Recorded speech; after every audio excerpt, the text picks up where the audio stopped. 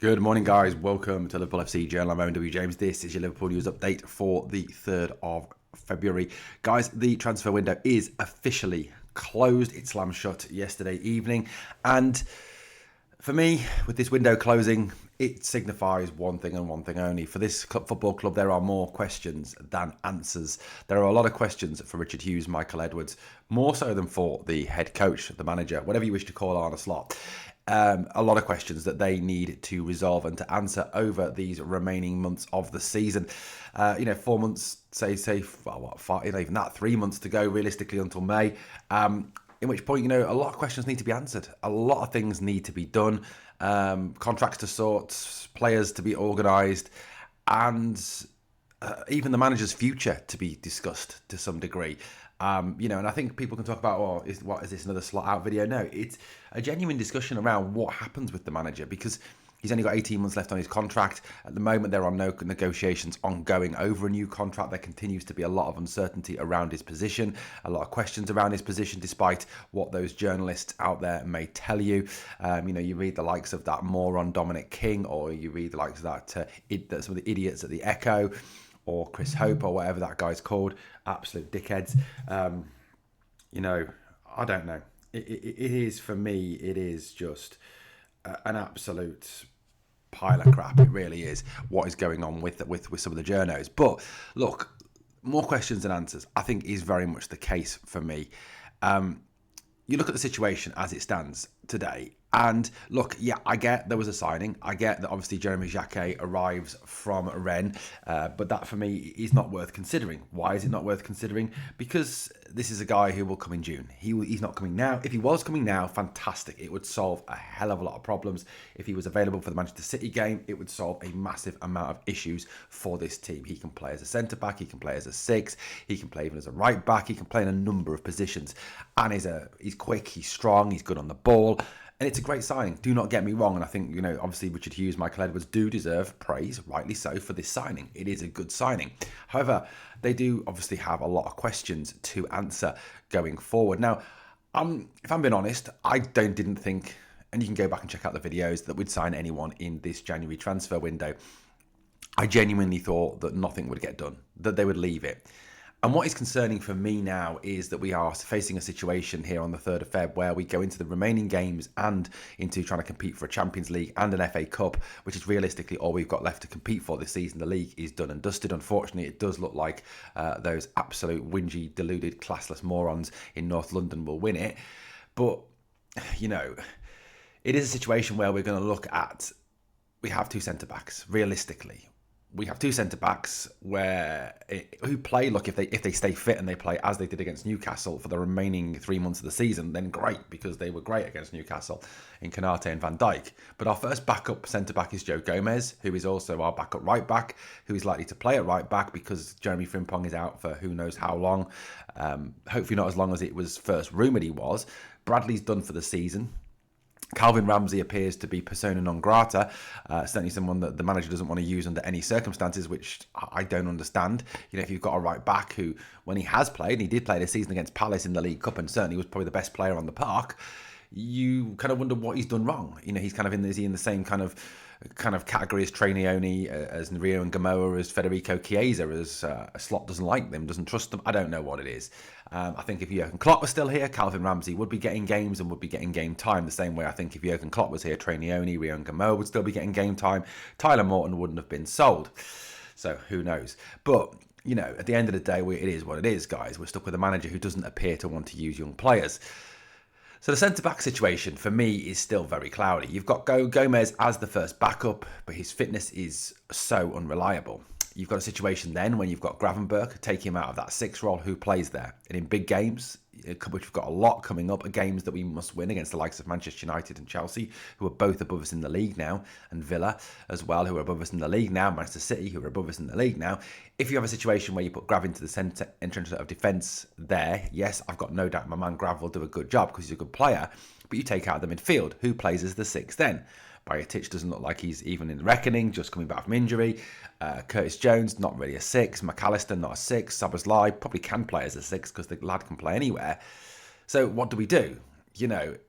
The right back situation as well. Again, it looks like we'll probably play Manchester City with Dom Szoboszlai at right back, which I think, to me, is a mistake because it takes out of the midfield, because he is the engine room with that midfield. He's the guy who goes box to box. He's the guy who never stops running.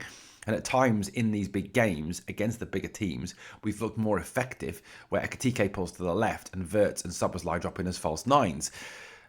Which you can't do then if Szoboszlai's at right back. But the manager has been left in a position where he has no choice because, and I'm not criticising Arne Slot for playing him at right back, because he has no choice, because he's not going to put Calvin Ramsey, and I wouldn't really put Calvin Ramsey, and I don't think Jurgen would put Calvin Ramsey in there against Manchester City, against the likes of, say, Wolves, West Ham, Sunderland, etc. You might do that.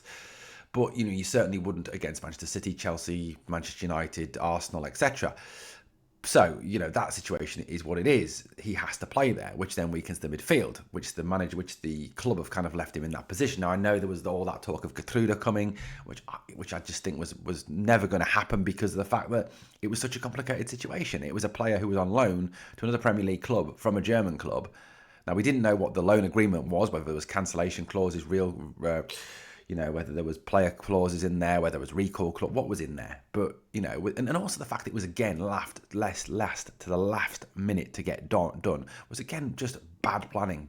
When you've had basically since the summer to plan the January transfer window, which is what they have had, and then nothing gets done, it does raise questions about these two here as to what the hell they've been playing at for the last few months, Richard Hughes, for me, has a lot more questions than answers hanging over his head, and I think he really is in a position where his future has to be called into question.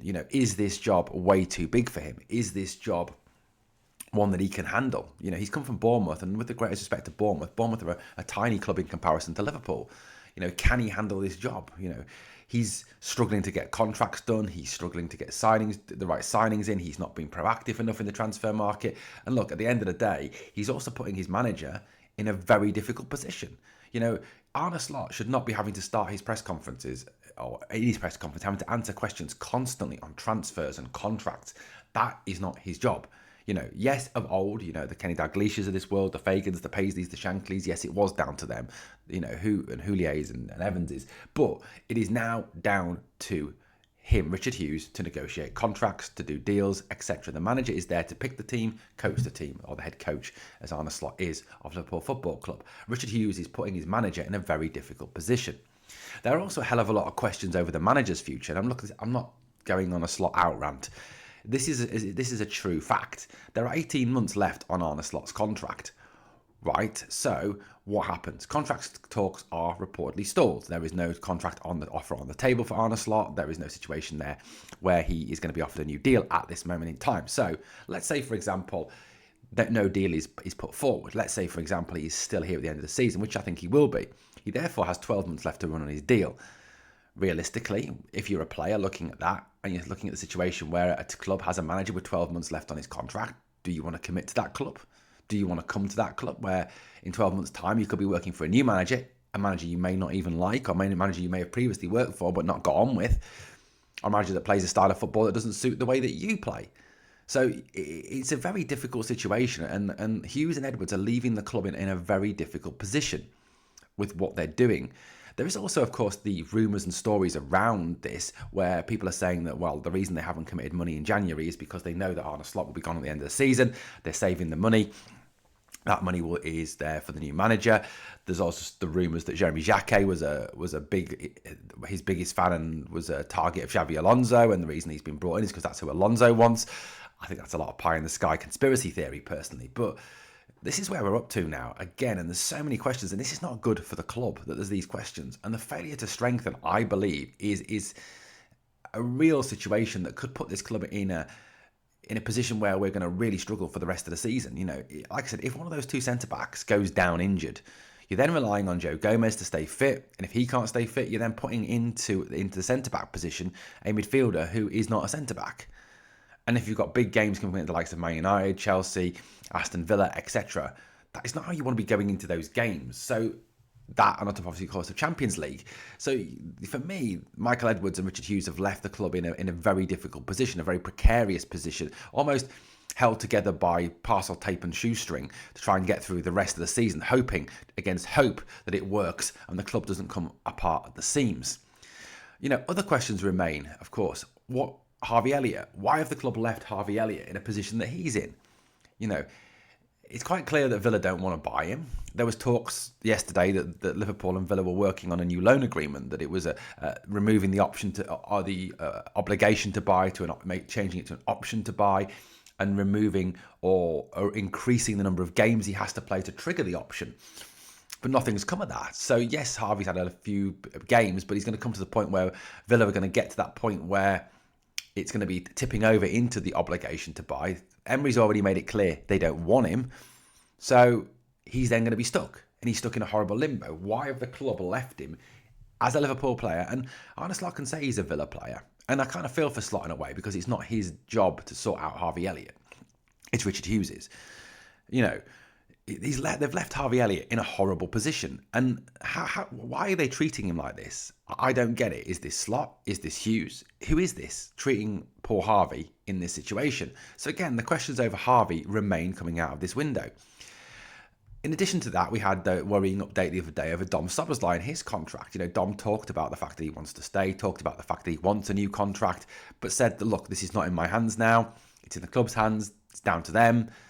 Now, yes, he is under contract until 2028, which is still, a good sort of 2 years on his deal. But Liverpool want to extend him. They don't want him to be going into the last 12 months of his deal and have that uncertainty over him then. There are clubs obviously very interested in him. He's probably the best player one of the best midfielders in the Premier League right now, one of the best midfielders in Europe, our best player of the season. And again, he's been looked at by other clubs. We know that. And again, there is contract uncertainty over Dominic Szoboszlai. Again, why is it that Richard Hughes seems so unable to get these contracts done and over the line? We've got the continuing contract uncertainty over Ibrahima Konate too. What is happening with his contract?